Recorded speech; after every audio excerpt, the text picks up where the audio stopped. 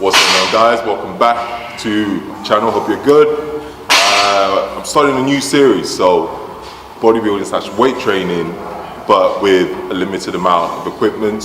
So if you are training at a CrossFit box, you're a weightlifter or you're a powerlifter, and you only have barbells and dumbbells, but you don't have resistance machines, I'm going to show you how I incorporate bodybuilding style training in a CrossFit box that you can implement to your training and explain why I do certain things in certain ways. So I hope you guys find a lot of the information useful and you can implement it into your training. Let's go.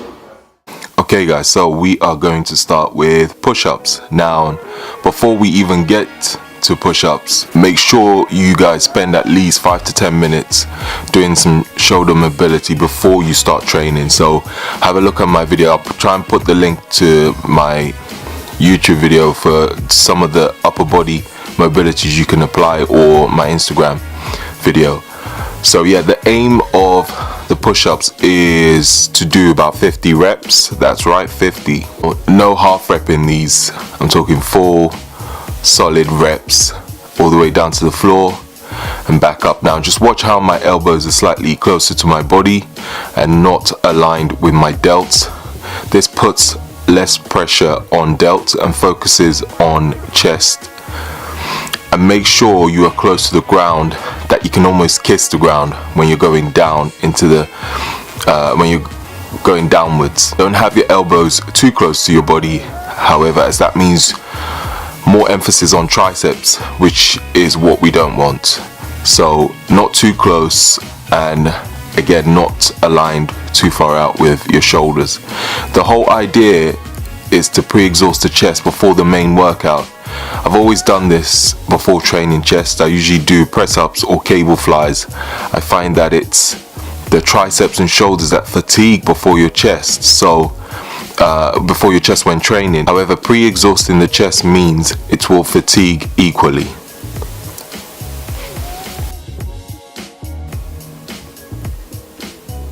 So we are now on to the bench press.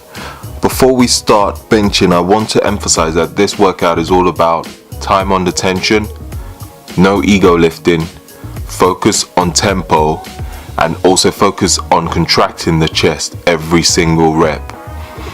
Each set the tempo changes, so make sure you don't go too heavy on weight, as you will understand why when we get to the workouts. I'll write in the description box below the exercises, sets, rest, and also the tempo.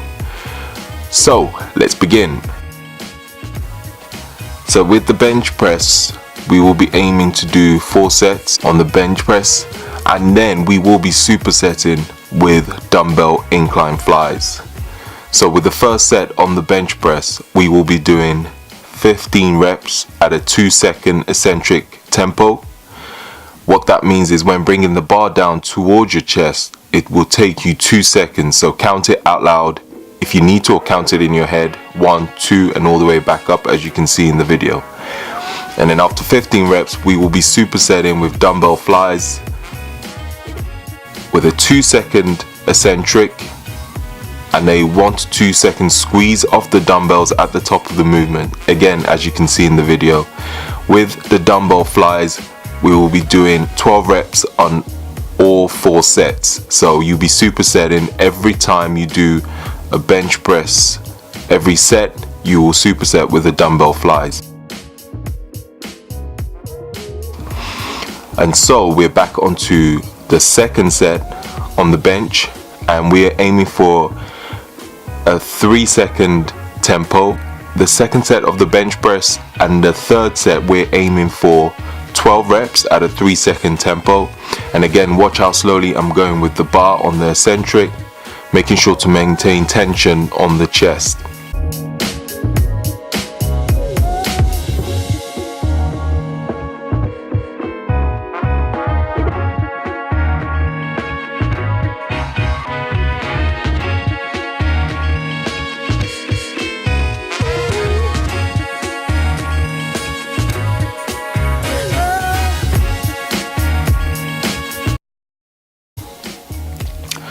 With the fourth set, we will be doing 10 reps at a 5-second tempo. Now remember, I told you about not going too crazy with the weights. Now with a 5 second, yes, 5 seconds, that makes it a lot more challenging. So some of you are probably wondering why am I going so slow on the eccentric? Well, the longer we can keep the muscle under tension, the more muscle fibers we're recruiting to assist the movement, which leads to hypertrophy. Hence, the longer you can keep the muscle under tension, the better.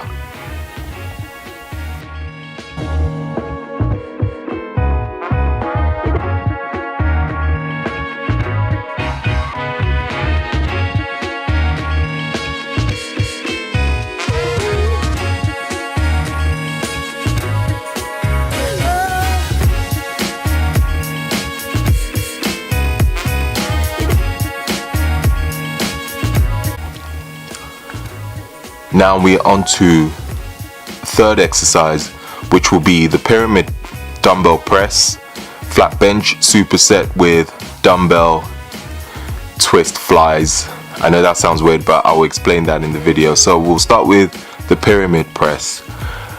I have always done the pyramid press because it puts less strain on my delts and also allows me to fully contract my chest at the top of the movement. Make sure to keep the elbows at a slight angle and not aligned with your delts. We are aiming for a 2-second eccentric and I would say 1 to 2 second hold at the top of the movement. Make sure, as you can see in the video, to focus on squeezing both dumbbells together. As you can see, my chest fully contracts when I do that. So when you come down and you go up again, squeeze the dumbbells for 2 seconds. Why squeezing the dumbbells? Well, if you squeeze the dumbbells, that automatically contracts your chest, so you don't have to actually focus on your chest when you're at the top of the movement. Focus all your tension on those dumbbells, and that would, again, as you can see in the video, squeeze your chest together. Now we're on to dumbbell twist flies. The difference with these and a normal dumbbell flies are you will be twisting the ends of both dumbbells together, as you can see I'm doing in the video, and as you can see with my chest, it's fully contracted when I do that. So really squeeze the dumbbell together to get a full contraction on your chest. On both these movements, we are aiming for 2-second eccentric on the first and second set, and a 1 to 2 second squeeze of the dumbbells at the top of the movement. So at the top of the movement, you want to hold it for 1 to 2 seconds, and then when you going back down into the eccentric phase, you want to take about 2 seconds. And then when you get to the third set, you want to take a 3-second eccentric and a 1 to 2 second squeeze at the top. And I put an alternative for you guys also, so this will be on the floor. So if you have shoulder issues or you tend to overextend at the bottom of the movement on the bench, trust me, it makes a big difference. I actually like to do both, so alternate with bench and the floor, or you can do bench 1 week and then do these movements on the floor the next week.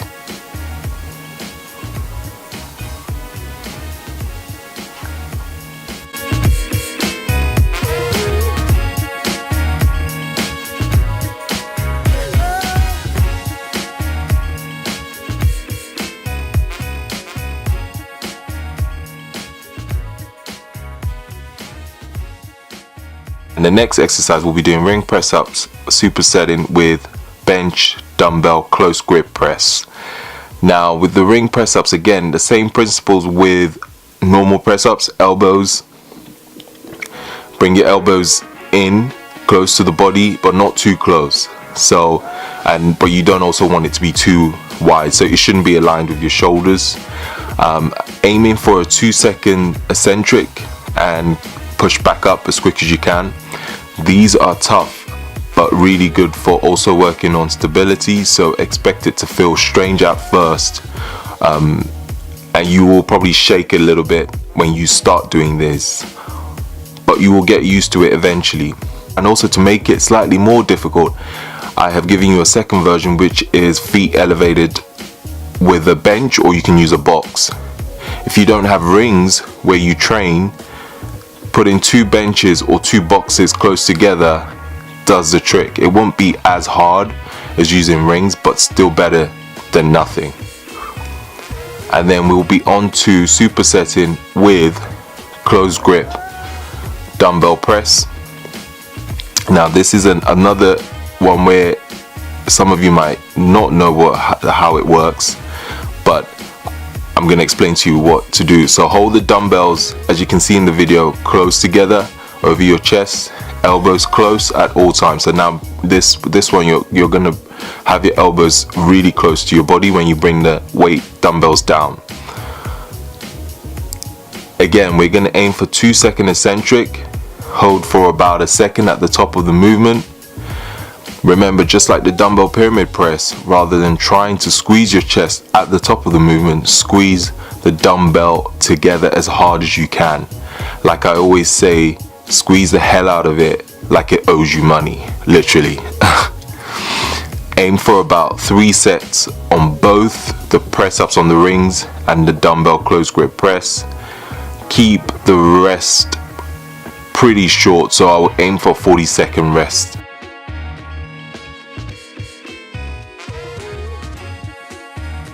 Most of these exercises I'll aim for about 45 to 60 seconds on the rest ranges as well, if I haven't included that.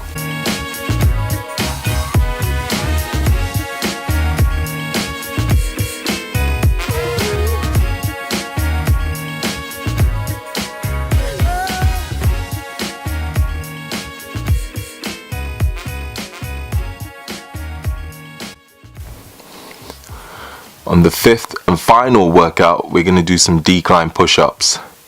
I know what you guys are thinking, this dude loves push-ups. And yes, I do. This time we'll be finishing with, again, a decline push-up on a 30-inch box. So we're aiming for 50 push-ups again. However, we'll be breaking it down by 5 sets times 10 reps. Few things. Keep the rest short between each set, so about 20 seconds, no more. And also, like I said in the first push-up, make sure you can almost kiss the floor. But if, like me, your chest is twice the size, towards the end of a workout, make sure your chest touches the floor, because that's more likely to touch the floor before your face gets anywhere near the floor. So with the first set, we're aiming for 2-second eccentric, so 1, 2 down and push up. The second set, we're aiming for 3-second eccentric. The third set, we're aiming for 4-second eccentric, so 1, 2, 3, 4, push up as quick as you can. The fourth one, we're aiming for 5 seconds, and then on the 5th and final one, we're aiming to go as quick as you can.